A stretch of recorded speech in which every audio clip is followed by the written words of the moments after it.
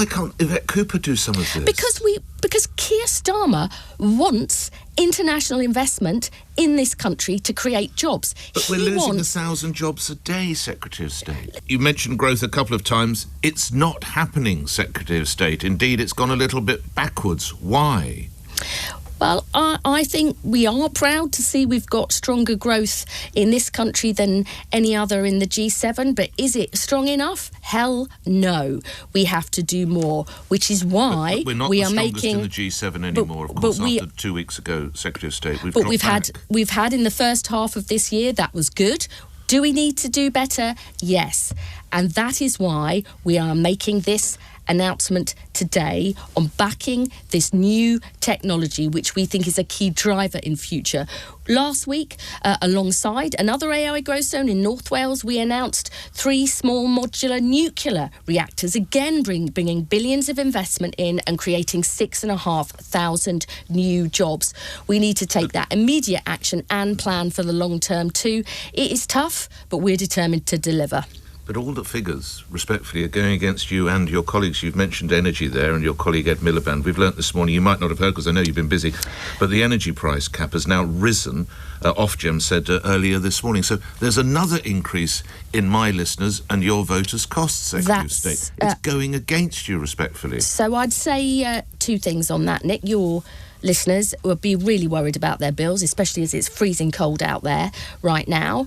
So we are taking immediate action. We are doubling the number of households who will have access to the Warm Homes Discount Scheme. £150 off your bill this winter for any family or household who's on universal credit, often very hard-working people. Short-term action to help bring the cost of bills down. But in the long run, Nick, the only way we're going to get off this sort of volatile roller coaster of fossil fuels is to build our own clean energy here in this country, whether that's solar, wind farms or nuclear. These big 3 small modular nuclear reactors we're going to build in North Wales, just the start.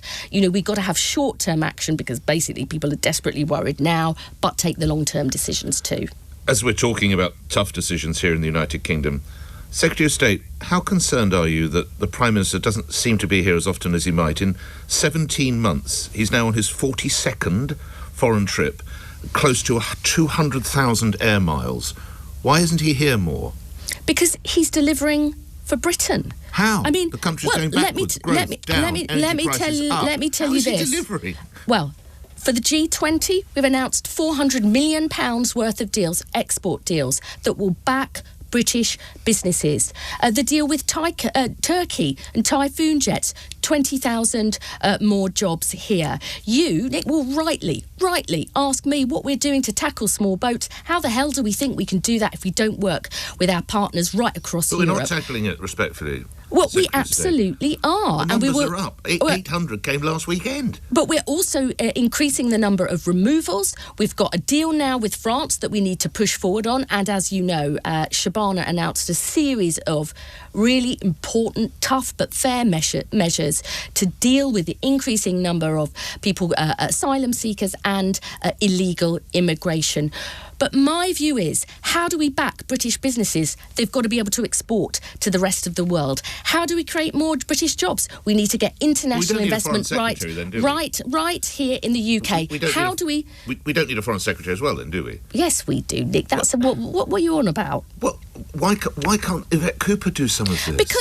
Because Keir Starmer wants international investment in this country to create jobs. But we're losing 1,000 jobs a day, Secretary of State. Today, we're announcing a package in South Wales. Last week the figures came out, courtesy, many would say, of your colleague Rachel Reeves' disastrous national insurance policies. We're losing 1,000 jobs a day. But the Prime Minister now is always on a plane. Today, I'm announcing a deal for South Wales, a part of the country that led the Industrial Revolution and that has struggled for jobs, a new plan for a brilliant AI growth centre that will create more than 5,000 jobs. We are taking action for the long term. I know people are worried right here, right now.